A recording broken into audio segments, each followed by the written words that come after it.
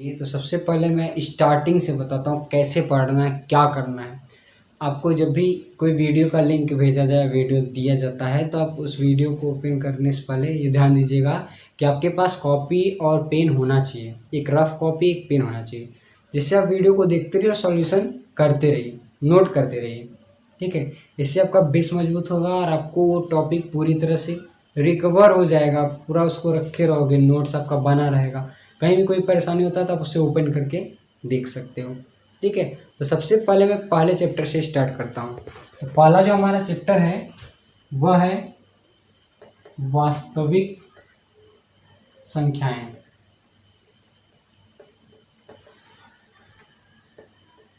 जिसको बोलते हैं रियल नंबर। रियल नंबर, ठीक है ना, वास्तविक संख्याएं। अब देखिए वास्तविक संख्या क्या होती है। वास्तविक संख्याएं और काल्पनिक संख्याएं, ये दो संख्याएं होती हैं। तो वास्तविक संख्याएं वे संख्याएं होती हैं जिनका मान वास्तविक होता है, कल्पना नहीं किया जा सकता। और काल्पनिक संख्याएं वे संख्याएं होती हैं जिनका मान कल्पना किया गया हो। ठीक है, जैसे कि कर्डिम 2 हुआ, कर्डिम 3 हुआ, ये सब क्या है, परिमेय है कि अपरिमेय है। कर्डिम 2, कर्डिम 3 ये परिमेय संख्याएं हैं ना। ठीक है, लेकिन अब काल्पनिक संख्या कैसे दिया जाए। कर्डी में -1 हो गया, ये क्या है, अपरिमेय। काल्पनिक संख्या पूरी तरह से काल्पनिक है, इसका वर्गमूल संभव है नहीं, है ना।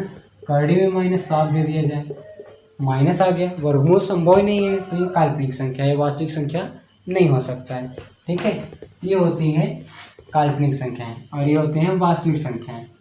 तो इसी के आधार पर वास्तविक संख्या में जो सबसे पहले एल्गोरिथम नियम जो दिया गया है कि यूक्लिड विभाजन का नियम। यूक्लिड विभाजन का जो नियम है वो मास के लिए है। वास्तविक संख्याओं को आप उनका गुणन खंडन करके उनके लघुत्तम समापवर्तक एलसीएम और महत्तम समापवर्तक एचसीएफ को ज्ञात कर सकते हो। ठीक है, एलसीएम और एचसीएफ। तो फिर एलसीएम और एचसीएफ में बहुत थोड़ा सा कॉमन डिफरेंस होता है। एलसीएम क्या होता है, लेस्ट कॉमन मल्टीपल होता है, यानी सबसे छोटी अभाज्य संख्याओं का गुणनफल होता है। और एचसीएफ क्या होता है, जो दोनों संख्याओं में कॉमन मिले वो संख्या एचसीएफ होता है, हाईएस्ट कॉमन फैक्टर। ठीक, तो एचसीएफ के लिए यूक्लिड विभाजन परिमेय दिया गया है, जिसको आज हम आपको स्टार्टिंग फर्स्ट टॉपिक वही हमारा वही बताएंगे, यूक्लिड विभाजन परिमेय। यूक्लिड विभाजन प्रमेय, ये एकदम मोस्ट इम्पॉर्टेंट है। ठीक है, इसमें क्या किया जाता है, ये प्रमेय बस यही है, इतना है कि a = bq + r। ठीक है, यही हमारा यूक्लिड विभाजन प्रमेय, a = bq + r, जहाँ पर a क्या है, ये भी एक पूर्णांक है, b भी एक पूर्णांक है। ठीक है, a कौन सी संख्या होगी, तो जो जब भी हमें मास के लिए दो संख्याएं दी जाएंगी, ठीक है, तो उसमें जो बड़ी संख्या रहेगी उसको a से और जो छोटी संख्या रहेगी उसको b से दर्शाएंगे। अब यहाँ पर q और r का रोल क्या है ये भी मैं आपको बता दे रहा हूँ। q क्या है, हमारा क्वोशिएंट है, क्वोशिएंट मतलब भागफल, और r क्या है, रिमाइंडर है, रिमाइंडर मतलब शेषफल। ये हमारा भागफल है क्वोशिएंट और ये हमारा रिमाइंडर है शेषफल। ठीक है, और a और b, a क्या है, a हमारा भाज्य है और b हमारा भाजक है। ठीक है,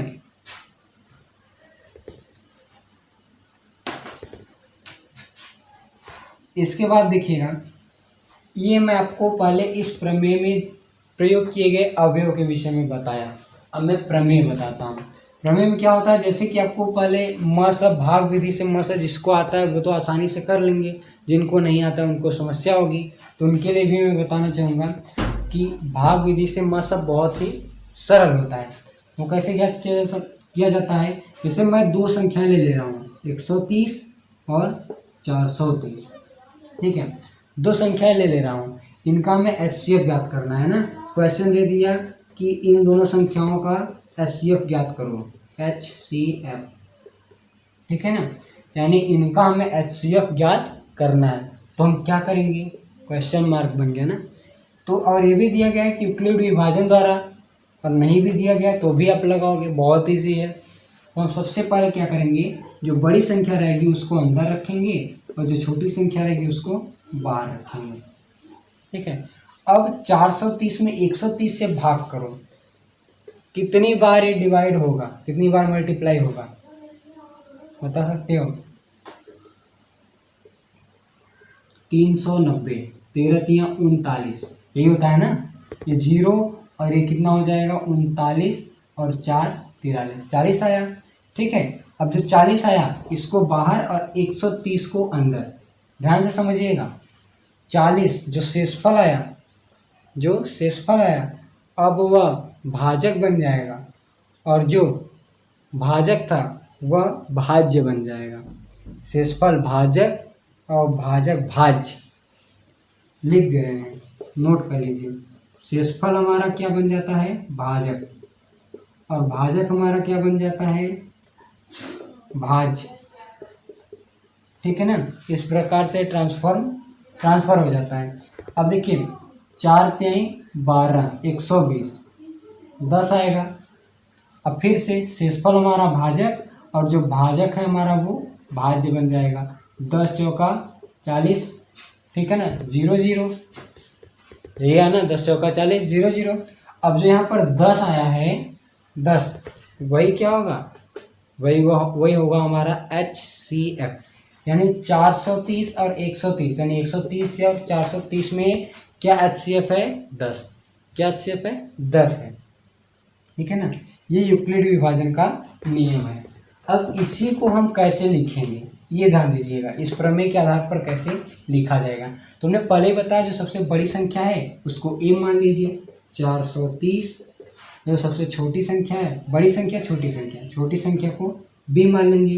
130 में 3 बार गुणा किया गया तब जाकर के 40 शेषफल बचा था, ठीक ना। और फिर अगले प्रोसेस में 130 और 40 में अब क्या बचा, 40 शेषफल और 130। अब अगले प्रोसेस में क्या कर रहे हैं कि 40 जो हमारा शेषफल है वो क्या बन गया, भाजक बन गया। जो भाजक बन गया उसको यहाँ पर लिखेंगे, ठीक। और फिर उसके बाद जो भाज्य बन गया वो बड़ी संख्या को यहाँ पर लिखेंगे, ठीक है। और फिर 40 तिया 120, 3 बार गुणा हुआ था ना। अब यहाँ पर 4 तिया 12, 120, 10 शेषफल बचेगा, शेषफल को यहाँ लिखेंगे। अब फिर से यहाँ पर क्या हो गया, जो भाजक है वो हमारा यहाँ पर लिखा जाएगा, ठीक। और फिर शेषफल को यहाँ पर लिखेंगे, और जो भाज्य है हमारा भाज्य है उसको हम यहाँ पर लिखेंगे क्योंकि ये बड़ी संख्या है। 10 चौका 40, शेषफल 0। अब जब हमारा शेषफल 0 आ गया, शेषफल पहले आता रहेगा और जब लास्ट में शेषफल 0 आ गया तो समझ लीजिए कि म में ज्ञात हो गया। अब ऐसे में जो हमारा भाजक होगा वही क्या होगा, म होगा, यानी HCF ऑफ 130 एंड 430 इज 10। यानी अब हमें क्या पता चला, 130 और 430 का मास कितना है, 10 है, कितना है, 10 है, ठीक है ना। इस प्रकार से आप ज्ञात करेंगे, ठीक है। तो एकदम इम्पॉर्टेंट है, क्वेश्चन भी आप नोट करिए, ये तरीका भी नोट कर लीजिए, बहुत अच्छा है।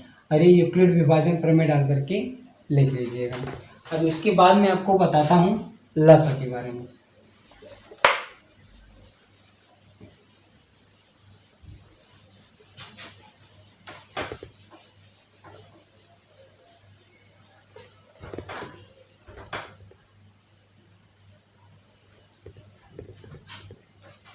तो देखिए लस यानी LCM, ये क्या होता है, लेस्ट कॉमन मल्टीपल।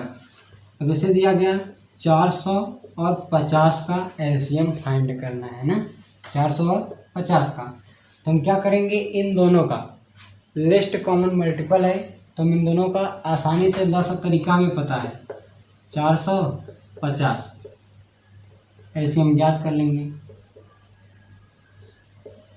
225, फिर 2 से 100, 25, फिर 2 से 50, 25, 25, 25, अब 2 से नहीं कटेगा ना, 5 25 का 25, फिर 5 1 का 5 आ गया ना।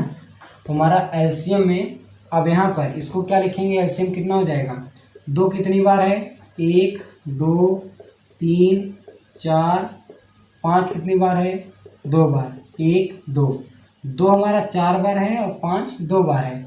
इसी को क्या लिखेंगे, 2 के पावर 4 और 5 के पावर 2, ठीक है ना, 2 का पावर 4 और 5 का पावर 2 हो जाएगा।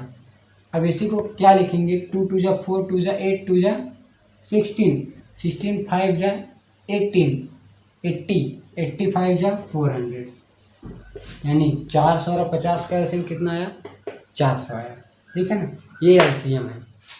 एक संख्या ए लेते हैं, दूसरी संख्या बी लेते हैं ना, ठीक है। अब इसके बाद इनका एचसीएफ और एलसीएम, जो एचसीएफ होता है उसको एच से लिखते हैं और एलसीएम को एल से लिखते हैं। एचसीएम को एचसीएफ को एच से लिखते हैं, एलसीएम को एल से लिखते हैं। तो जो रिलेशन होता है वो क्या होता है,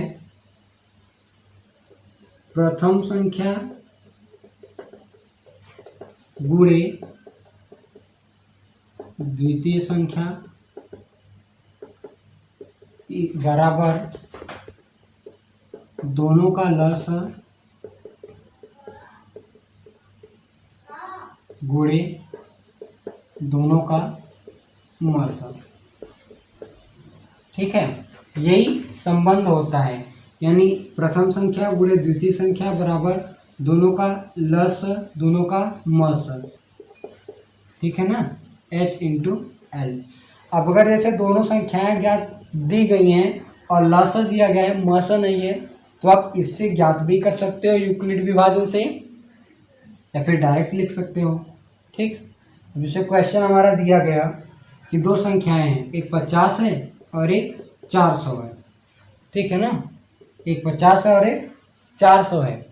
और फिर उसके बाद एचसीएफ मुझे नहीं पता है, एलसीएम पता है कि 400 है, एलसीएम पता है, एचसीएफ नहीं पता है। तो एच का वैल्यू आप फाइंड कर सकते हो, 50 गुणे 400, ये यहाँ पर ये गुणे में है, 30 तरफ आएगा तो भाग में हो जाएगा। अब 400 से 400 कैंसिल, बचा कितना, एच बराबर 50, यानी एचसीएफ कितना है, 50 है, एचसीएफ कितना है, 50 है, ठीक है ना। ऐसे फाइंड हो गया। अब हम इसको वेरीफाई कर लेते हैं कि वास्तव में 50 होगा या नहीं होगा। तो देखते हैं भाग विधि से, यानी यूक्लिड विभाजन से। 5 8 40 आ गया, बिल्कुल ईजी है, 50 है ना, यही होता है ना जो हमारा भाजक होता है, यही होता है, 50 आया है, ठीक। इस तरीके से आप ज्ञात कर सकते हो। ये रिलेशन का फॉर्मूला है, और अभी हमने जो बताया था वो आपका यूक्लिड विभाजन का प्रमेय था। आप ये दोनों अच्छे से पढ़िए, पूरा क्वेश्चन सॉल्व करिए, पहला दूसरा तीसरा 1.1 1.2 1.3 1.4 जितना भी है पूरा सॉल्व करिए, ठीक है। मैं आपको आज और कल का टाइम दे रहा हूँ, आप इसे पूरा सॉल्व करिए।